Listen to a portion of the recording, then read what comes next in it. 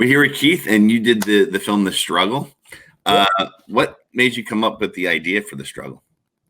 Well, I mean, it's really just meant to take what we consider to be our modern problems and kind of raise them up to ridicule. So, I mean, I can't tell you how many times I go to use the Keurig and it's empty, and then I have to go and refill it, and you fill it from the Brita because you're supposed to use filtered water, and it's empty, and I just it's like it's this momentary little, oh God, and when I was thinking about it, it's like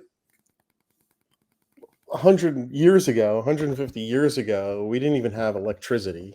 We we were worried about dying from the flu. It's like, we're not that far off from having to like hunt and grow our own food. I mean, the we really have the best of all possible worlds right now. Everything is so easy, and momentary inconveniences get raised up to these big things. But reality is, we're not fighting off woolly mammoths and saber-toothed tigers anymore. We're just trying to make a cup of coffee in the morning. And when you filmed this, when you were writing it, coming up with the idea, were you thinking maybe more like silent film era type film there, or comedy? Well, the thing is, I'm a person that believes in just writing the amount of dialogue that's needed in order to convey a story. My actors hate that, I want to talk. But the thing is, there really isn't anything in the film that needs a lot of discussion. I mean, where we actually have dialogue. Yeah, it's like a line or two, right? Yeah, it conveys an emotion, or it's the punchline for the entire story. You really just kind of, for the wife. I mean, for her lines, it's really the dagger twist at the end, where all of his bad choices have finally come to fruition. So, yeah, I'm not big on dialogue. I've never been. I'm a big, even when I work with other people's scripts, I'm constantly cutting stuff because dialogue can sometimes get in the way of story. Yeah. I always learned too, like when I was learning how to write long time ago, they would like write your script and then take like the first two lines out of every scene and just erase them. Yeah. That was like a long time ago. That was a long time ago. Yeah, that's the old enter late and leave early method of writing. And you know what? It's true. It's like the idea of, nobody says, "Hey, my name's Jack," unless there's like a really important reason for them to say, "Hey, my name is Jack." Yeah. A lot of it is, and when I'm in a writers group, and I one of the writers that I work with, I was like, dialogue has to drive action. Action drives story. If you have dialogue that does nothing except just give people facts, then it's not good. You've failed somewhere along in the process.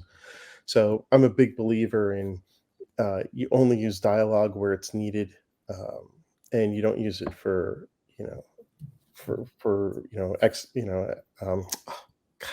and the word just dropped out of my head.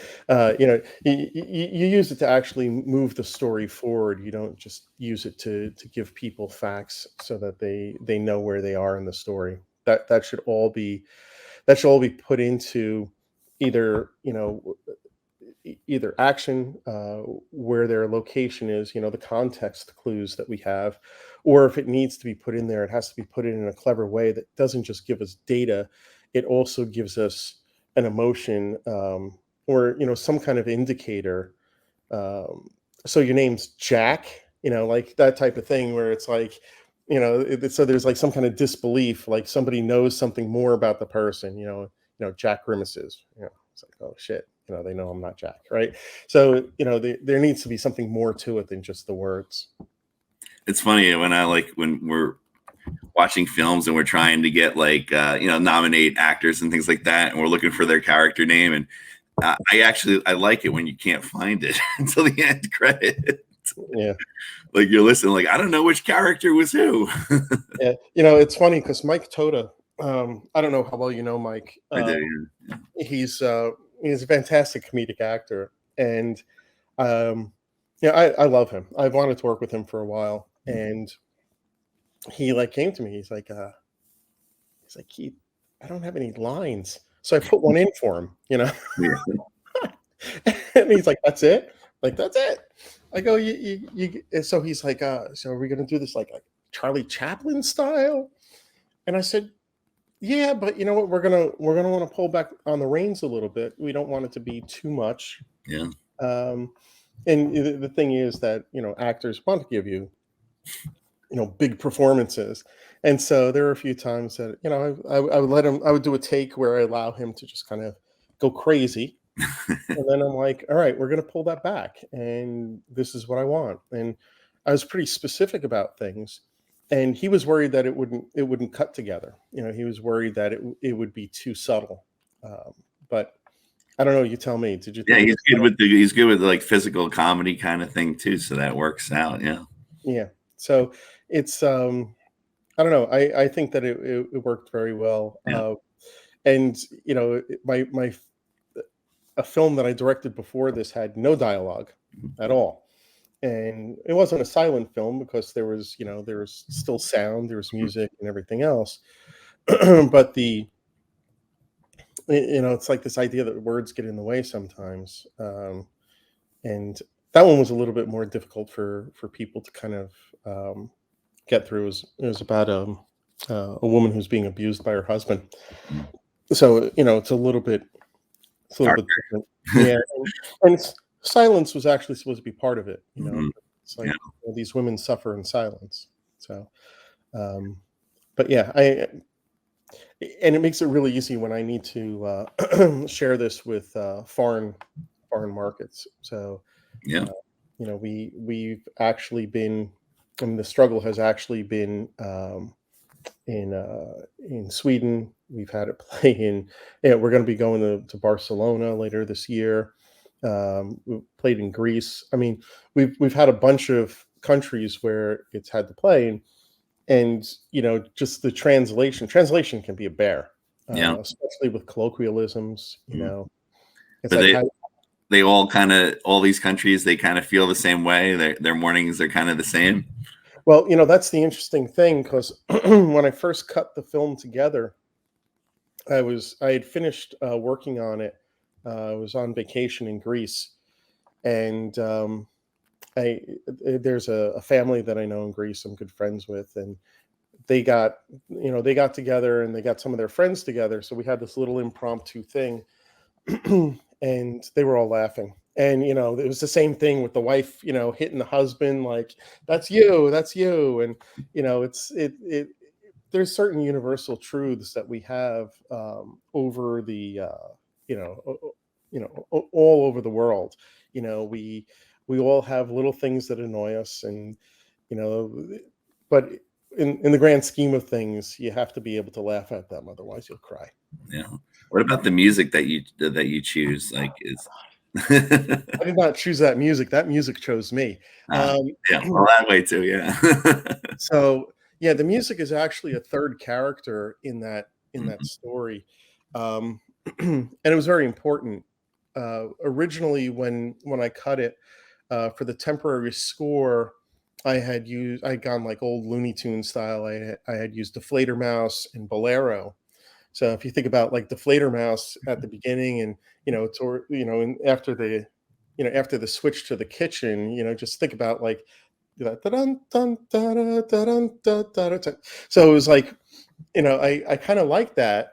And I met a composer, a Dutch composer, uh, Thomas, and I said, hey, can you do something with this? And he's like, oh, give me a day or two, and I'll send you a sample. And what he sent me was 30 seconds of that whistling tune that you hear.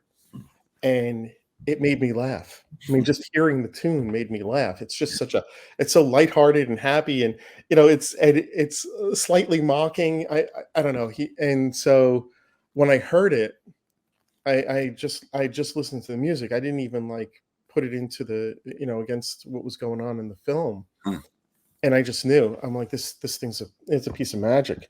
So I asked him to compose the full version of it, and he did. And yeah, I think he knocked it out of the park. Yeah, it And helps tell the story, I think, yeah. It goes yeah, along with it well. I'm actually thinking about coming out with the Struggle soundtrack just to have just to have his music on it. It's just it's just so much fun. Yeah, Yeah. absolutely. Are you working on anything new, in that realm or something totally different? Or Well, actually, I just finished a short horror film. oh, Uh, I actually didn't write it. It's the first of 10 short films that are going to be part of an anthology for wow. the writing group that I belong to. So we just finished post production on that. We're just kind of like uh, kind of polishing stuff up right now. Hmm. Um, I have another drama that I'm looking to hopefully shoot later this year if I can, and then hopefully early next year I'll start shooting my first feature. Oh, If wow. all goes well, yeah. If all goes well, it's all about finding money. Yeah, So that if you got a million or two just sitting in the back, Chris, you don't need. You want to throw it my way? I'll make you a producer. I wish I had enough for a short right now. Yeah. Yeah. That's one of the sad things about this business Mm, is the most boring part of it is the money, yeah, you know? And, people think that, you know, like the money is the most important and it's not. no, It's important. I'm not saying that it's not important, but it's not the most important piece because you really have to have the creativity and the drive and really you have to have a certain amount of self-discipline to get things across the line because writing is a very solitary process. You sit by yourself, for hours at a time, banging away on something. You read something once, it's hysterical. You read it again, you're like, this is crap. You read it again, it's like, no, it's okay. Then you read it again, you're like, no, it's still crap. And then like somebody else reads it and you hear it come out of their mouths and it's hysterical, you know. And so, and then of course it's a collaborative process. So you have to have the talents of not just a writer or a director or even the actors. I mean, you have to have. I've worked with great cinematographers. That's been one of my saving graces is that I've been working with great DPs. yeah, You need to have somebody who knows what they're doing with sound, with lighting. I mean, hair and makeup, every single part of it. Um, it, I don't. I think that's the thing that people miss out on. When they talk about things. When people go, they watch a movie and they leave when the credits are rolling. Sometimes they'll stay if they think there's a something at the end. the end, right? Yeah. But when you start looking at how many people work on the film, Mm, I mean, I'm not talking about the Marvel stuff because it's like big blocks of people that are animators and everything else, which they're very important. Don't get me wrong. But you look at any film and you look at the blocks of people that worked on it, and you realize that every single one of them was an integral part of that thing getting done. yeah, And it would have been lesser to take one of them out. People don't realize that. I mean, there's a disproportionate focus on for I'm talking about big films. There's yeah, a disproportionate focus on actors and directors, writers not as much. But who the hell knows a cinematographer? Unless you're John Williams, nobody really knows a composer. yeah, Um, it's but all these people lend their talents, and it's work. It's hard work. Um, you talk about composition. A composer isn't just doing stuff by himself. Maybe he's thinking it through, he's writing it out, or he's noodling it out, and maybe he has a couple of people, session players with him, and then maybe they're working in front of an orchestra. I mean, these are all things that we kind of low pass filter it because what we see on screen are actors, yeah, and these actors, as wonderful as they are, wouldn't look as good with without the hair and makeup people. Wouldn't look right without the proper lighting. They wouldn't look good without color grading. I mean, there's so many other things that go along with it. Um, right at it. yeah, exactly. I mean, you hit it right on the nose. I mean, um, one of the A lot things. of bad actors look good in an editing. Uh, yeah, yeah, yeah. Well, Not the thing really, is, but it's no, just a no, joke. no.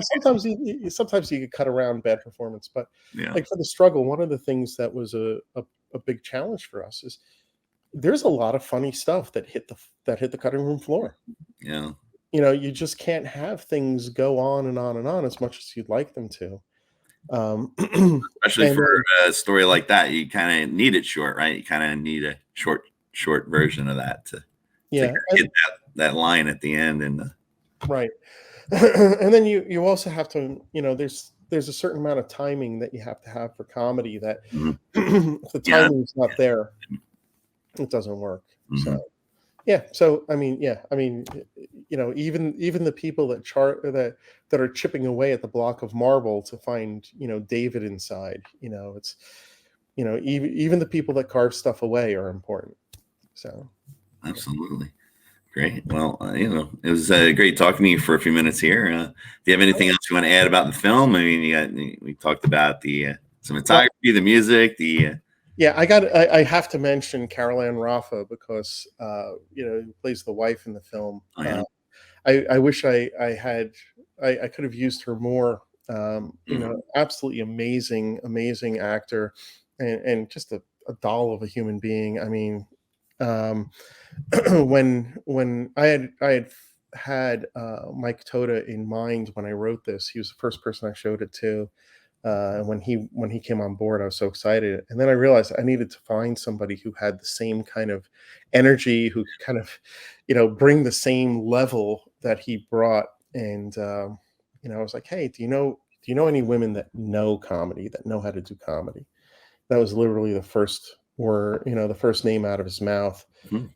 And contacted her. I saw her reel, and I'm just like, and she just does a great job too. I mean, without her, there's nothing for him to play off of. So yeah, Great. Are you playing in more festivals, or it's been a while? I'm sure it played in a lot, right? So yeah, we've been in quite a few. This is probably out of all my short films, has probably been the most successful. But it's the most approachable. It's the most universal. So I didn't really.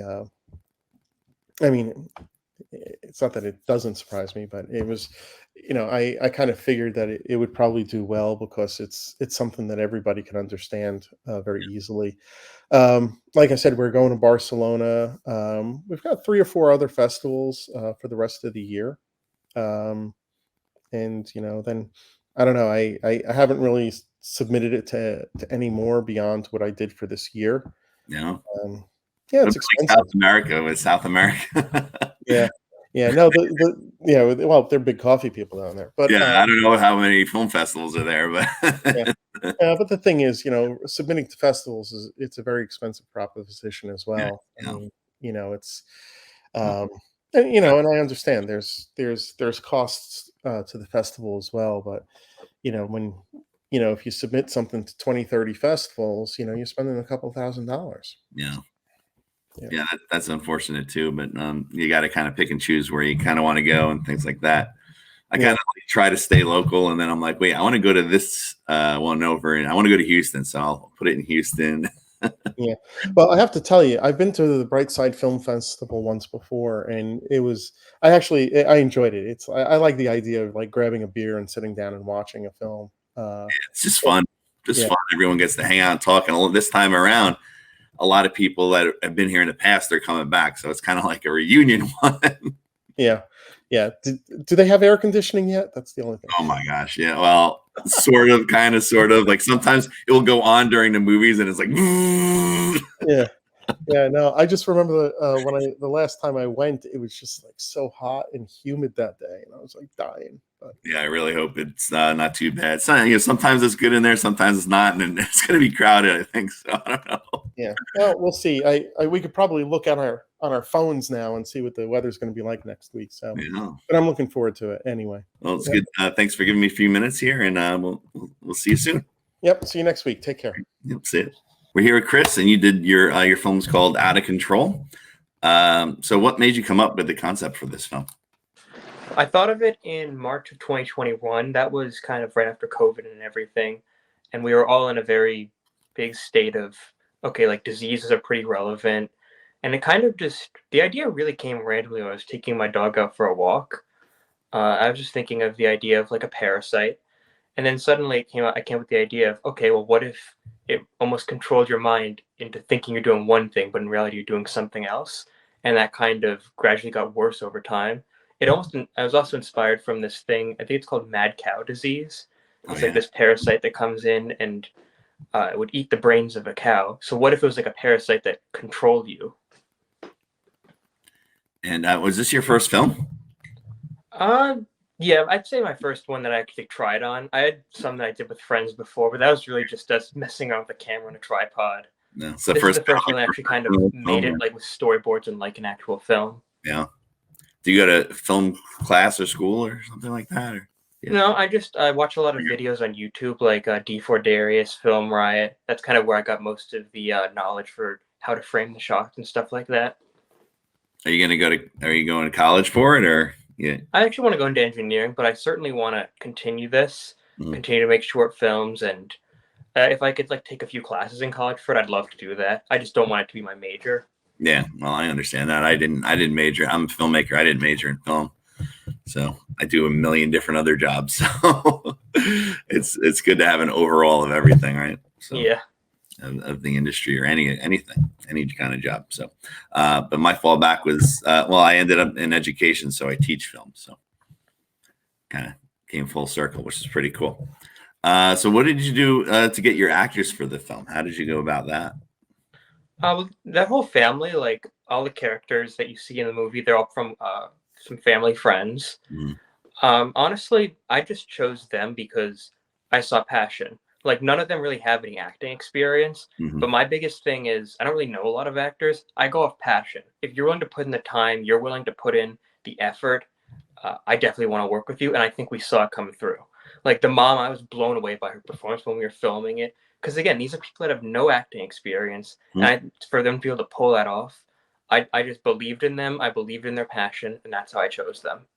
How long did it take you to film? Whew. I'd say I started working on it in July after my freshman year. We had all of the outdoor shots you see in the beginning and the end. Those are filmed in that family friend's house in upstate New York. So we filmed that over the course of, I think, about a week. And then we came back from that trip and we filmed the rest of the shots inside their house. I'd say that took another 4 weeks of filming. And then editing took a really long time because, again, we filmed this on an iPhone and I had to really go in and change all the shots to try and make them look like an actual cinema camera. So I'd say all in all, it took about 5-6 months from start to finish. Yeah. What kind of editor do you use? I know in school we have Adobe Premiere. That's what we work on. I used DaVinci Resolve on my parents' computer. Oh, cool. Absolutely. So did you use that before, or was that like the first time? I mean, I've messed around with it. Honestly, the first attempt I told you about, which wasn't really even an attempt, it was just kind of messing around. We just used iMovie. This is, again, the first time I really used it for an actual project like this. But I had been like practicing with all the tools, just kind of going out filming short little, maybe 3-shot sequences and editing those on DaVinci Resolve. So I wasn't learning it as I was doing it. How was your crew? Did you have a big crew or no? Not at all. Like, did you have a sound person or camera, or you kind basically you don't actually see him, but the brother of that family was kind of my sound person. We this really was like a really cheap production. Like we took a broom and we attached the microphone to the end of it to make a boom for it, and we'd have him holding it up. He'd be kind of the camera assistant too, because again, it would just be me holding the camera. He'd be doing sound, and for some shots he'd be helping with the camera. Yeah, I've done plenty of productions where it's just me and another guy, so it's a good learning experience, right? So, what's next for you? Are you writing anything new, or did you film anything new? So I actually just filmed this short for this club I do. It's called Technology Student Association. It's like this big engineering, a bunch of these STEM competitions that's on a national level. I run my school's chapter of it, and me and my other friend just filmed a 3-minute entry for it. It's about like how you should drive less, and we got 12th in the country. Oh wow. Oh, And I'm definitely planning on entering that again. I think I do want to make another short film like Out of Control. I just need to find the right people and time for it. But I think right now in the immediate future, the big thing I'm focusing on is this TSA thing. I want to go back in there and win the national level. Oh wow. So what about your writing process? So you had a nice script there, a nice story. How do you go about your writing process? Honestly, I just took that idea that I got in March. Mhm. I think I wrote the first draft of the script in like an hour. Mhm. And that it was a very, again, it wasn't very good, the first draft. A lot of the things you see in it weren't included. Really the only things that are the same is the idea of the parasite taking over and that train shot I came up with. That was the first thing I really thought of. The whole idea of her thinking she's going to bed, but really going on the train tracks.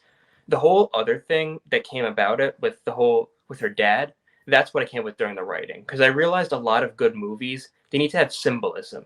And that's what I see your dad as. I see the parasite as a symbolism of the grief that this family's feeling over losing their father figure. So that's kind of where the writing came in. Yeah. Have you played in film festivals yet, or you screened it anywhere? This is my first one. Oh wow. Pretty excited about it. Yeah, well, it'll be great. Yeah, I mean, it is a bar, restaurant bar, but there's 2 rooms of film, so it'll be an interesting day. I don't know how many. Usually we have a big high school set or even two sets, but a lot of film teachers that I know this summer decided, we're not going to put it in this summer, so that it's kind of there's a high school set and 2 college sets. So and then after that we have a nice little award show. Okay. So I don't know. On Saturday? I'll be on Saturday, yeah. So okay. There is usually it's 2 high school sets and 2 college sets, and they're playing back to back. But yeah, just this time around, a lot of the film teachers I know are like, no, we're not putting anything in this time around in the summer. We want our summers off, because they would come and the students would come, and they just didn't know this year. So we do have less high school films, and then some of my students' films are playing as well. And I don't even know. It's like the summer of you can't get in touch with anyone. I think everyone's enjoying themselves. So, but it's a lot of fun to do like a few different film festivals and check it out. I was just out in LA because my students got a film in Los Angeles, so I took a trip out there. So it was a lot of fun. So, but there'll be a lot of people there. There'll be a lot of college people there, and then a nice little award show. So, kind of combine it all in one. So after like your high school set, I think there's one more college set playing as well, and then after that we'll do the awards. So okay. That's kind of what it is. And there's a restaurant there, restaurant bar, and you can just sit and eat, hang out. You can bring the food in, and so it's a cool experience. And then the next day, that's all students, and then we have a full day Sunday of all different films. I mean, you're welcome to come if you want, but the reason why we did the students in one day is because like the students wouldn't come back the next day. But sometimes they do. I know a couple of the college kids like to see like the films from the older generation, and the award show on Sunday. It's just a lot of fun. And just to meet a lot of filmmakers, because you never know who's going to show up. Have anything else that you would like to add? Just thanks again for having me on today. I know I was just out of the country, and we just found out about it. So thanks for accommodating me for this. Really means a lot. Yeah.